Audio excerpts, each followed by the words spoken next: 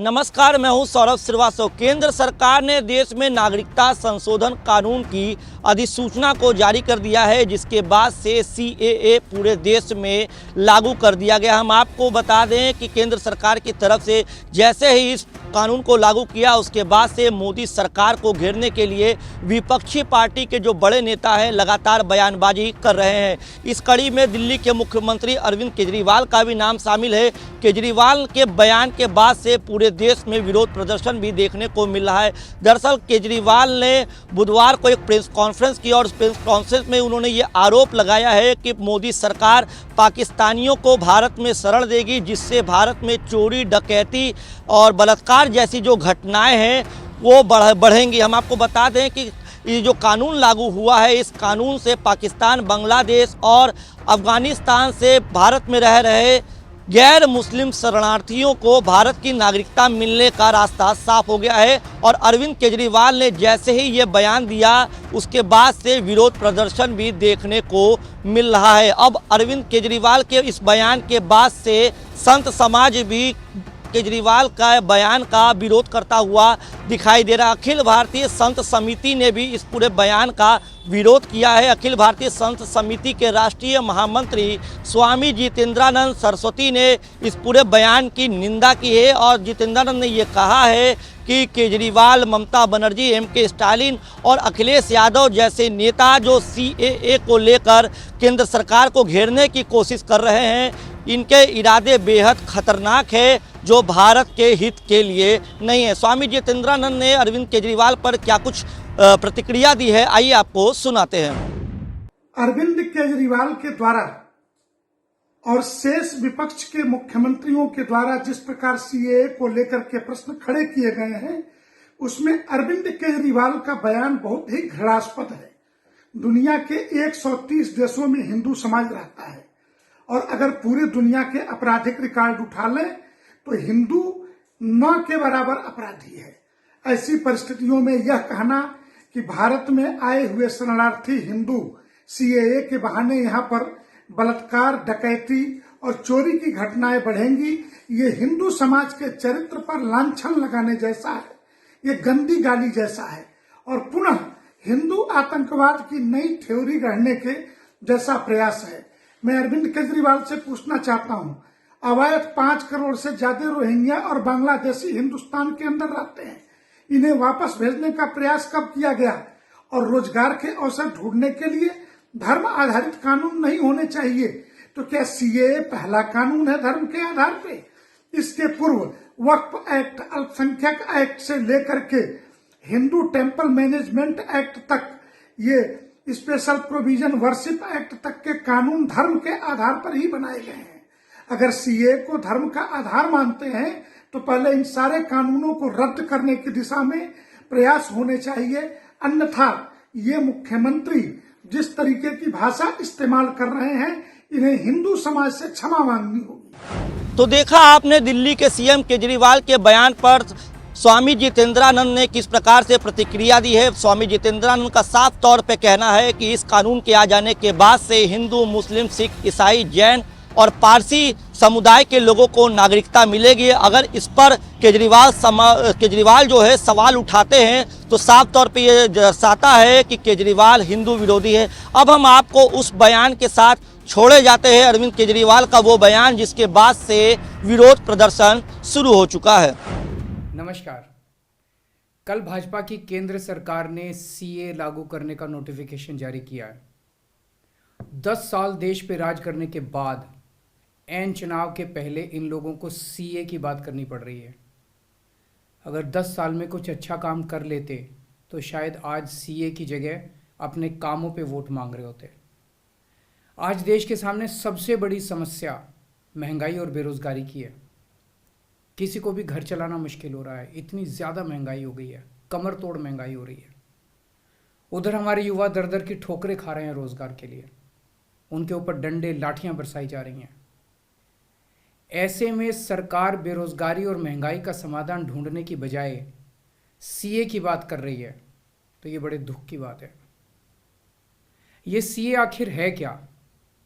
BJP की केंद्र सरकार का कहना है कि 3 देश, बांग्लादेश, पाकिस्तान और अफगानिस्तान, इन 3 देशों के अल्पसंख्यक जो हैं वो अगर भारत की नागरिकता लेना चाहें तो उन्हें भारत की नागरिकता दे दी जाएगी।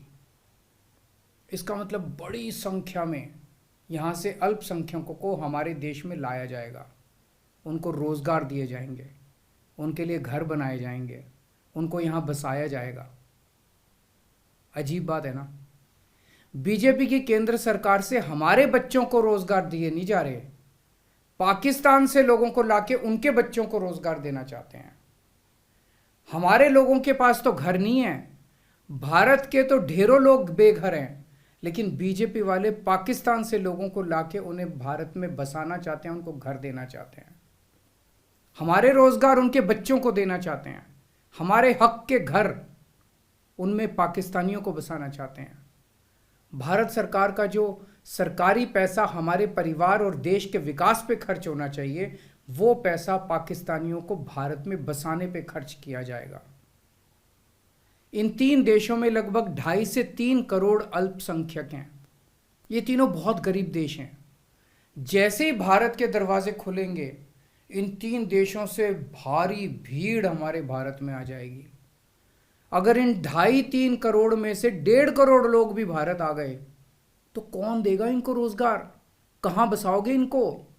बीजेपी वाले अपने घर में बसाएंगे क्या इनको? इनके अपने घर में रखेंगे क्या इनको? बीजेपी वाले देंगे क्या इनको रोजगार? कौन देगा इनको रोजगार? तो प्रश्न उठता है कि बीजेपी ऐसा क्यों कर रही है। कई लोगों से मैंने बात की, कुछ लोगों का कहना है कि ये पूरा का पूरा खेल वोट बैंक बनाने की गंदी राजनीति है। इन तीनों देशों से 1.5-2 करोड़ लोगों को अगर भारत ले आया गया और उनको चुन चुन के इस तरह से देश के अलग अलग भागों में बसाया गया, जिससे जहां जहां बीजेपी के वोट कम हैं वहां झुग्गियां डाल के अगर इन लोगों को वहां बसाया गया तो वहां बीजेपी का एक पक्का वोट बैंक तैयार हो जाएगा, बीजेपी के वोट बढ़ जाएंगे। और आने वाले इस चुनाव में तो नहीं, आने वाले भविष्य के चुनाव में बीजेपी को इससे बहुत बड़ा चुनावी फायदा मिल सकता है, ऐसा कुछ लोगों का कहना है। मुझे नहीं पता ये सच है कि गलत, लेकिन सबसे बड़ा प्रश्न है कि बीजेपी ये क्यों कर रही है। एक तरफ बीजेपी की हरियाणा सरकार हरियाणा के बच्चों को रोजगार देने में असमर्थ है। रोजगार के लिए हरियाणा सरकार अपने बच्चों को इजराइल भेज रही है। इजराइल में हम सब जानते हैं कि युद्ध चल रहा है, हमारे बच्चों को युद्ध में धकेला जा रहा है। अपने बच्चों को तो रोजगार है नहीं और पाकिस्तानियों को भारत लाके उनके बच्चों को रोजगार देना चाहते हो। मेरी तो ये बात बिल्कुल समझ से परे है। बीजेपी वाले पूरी दुनिया से बिल्कुल उल्टा चल रहे हैं। पूरी दुनिया में कोई भी देश अपने पड़ोसी देशों के गरीबों को अपने घर नहीं लाना चाहता। पड़ोसी देशों के लोगों को अपने देश में आने से रोकने के लिए पूरी दुनिया में हर देश तरह तरह के कानून बनाता है, बॉर्डर पे दीवारें लगाता है, बॉर्डर पे बिजली की तारें लगाई जाती हैं ताकि पड़ोसी देश का कोई भी व्यक्ति हमारे देश के अंदर ना आ सके। बीजेपी शायद अकेली पार्टी है पूरी दुनिया की जो पड़ोसी देश के गरीब लोगों को अपने देश में घुसाने के लिए दरवाजे खोल रही है, बिल्कुल उल्टा कर रही है। एक और बात है सोचने की, पिछले 10 सालों में 11 लाख से ज्यादा भारत के बड़े बड़े अमीर उद्योगपति और व्यापारी भारत छोड़ के चले गए। ये लोग भारत में फैक्ट्री चलाया करते थे, इंडस्ट्री चलाया करते थे, बड़े बड़े व्यापार किया करते थे, लाखों लोगों को नौकरी देते थे, रोजगार देते थे। ये बीजेपी की गलत नीतियों और उनके अत्याचार से तंग आके भारत छोड़ के चले गए। अगर बीजेपी को लाना ही है तो इन लोगों को वापस भारत लेके आओ ना, जो भारत छोड़ के चले गए। ये भारत आएंगे, इनके पास पैसा है, भारत में इन्वेस्ट करेंगे, नई नई फैक्ट्रियां खोलेंगे, नए नए व्यापार खोलेंगे, अपने बच्चों को रोजगार मिलेगा। ये क्या बदतमीजी है कि बांग्लादेश के, पाकिस्तान के और अफगानिस्तान के लोगों को हमारे देश में लाके बसाएंगे और उनको हमारे बच्चों के हक के रोजगार उनको देंगे। ये लोग कह रहे हैं कि 2014 के पहले आए हुए घुसपैठियों को इन नागरिकता दी जाएगी। ऐसा नहीं है, ये तो शुरुआत है। एक बार ये सिलसिला चालू हो गया, एक बार दरवाजे खुल गए तो फिर बहुत बड़ी संख्या में पाकिस्तानी और बांग्लादेश से लोग भारत में आने लगेंगे। आज बीजेपी कह रही है 2014 के पहले आए हुए लोगों को ही नागरिकता दी जाएगी। देख लेना, अगले चुनाव में ये बीजेपी वाले इस तारीख को बढ़ा के 2024 कर देंगे कि 2024 के आए हुए पहले वाले लोगों को दी जाएगी और फिर इसे और आगे बढ़ा देंगे। मोटी मोटी बात यह है कि पाकिस्तानियों और बांग्लादेशियों के लिए भारी संख्या में भारत आने के लिए बीजेपी सरकार ने दरवाजे खोल दिए। ये देश के लिए बेहद खतरनाक है और इसका सबसे ज्यादा खामियाजा उत्तर पूर्व नॉर्थ ईस्टर्न स्टेट्स भुगत रहे हैं, खासकर आसाम के लोगों की भाषा और संस्कृति खतरे में पड़ चुकी है क्योंकि वहां पे बांग्लादेश से इतनी बड़ी संख्या के ऊपर इलीगल माइग्रेशन हुआ है। अब बीजेपी कह रही है कि इलीगल माइग्रेंट जो आए हैं उनको हम नागरिकता देंगे, उनको हम बसाएंगे, आसाम में बसाएंगे। आसाम के लोग बहुत नाराज हैं। एक तरह से देखा जाए तो हेमंत बिश्व शर्मा जो बीजेपी के मुख्यमंत्री हैं, उन्होंने धोखा दिया अपने लोगों को। अपने आसाम के लोगों की खातिर उन्हें सीए का विरोध करना चाहिए था। उन्हें कहना चाहिए था कि आसाम के लोगों की संस्कृति और भाषा दोनों खतरे में है, ये बिल्कुल बर्दाश्त नहीं किया जाएगा। तो दोस्तों, पूरे देश की मांग है कि सीए को वापस लिया जाए। हम किसी हालत में अपने बच्चों की नौकरियां, अपने बच्चों के रोजगार दूसरे देश के लोगों को किसी हालत में नहीं देंगे। और अगर बीजेपी नहीं मानती तो इसको वापस नहीं लेती तो इस चुनाव के अंदर बीजेपी के खिलाफ वोट करके आप अपना गुस्सा जाहिर कीजिए। नमस्कार।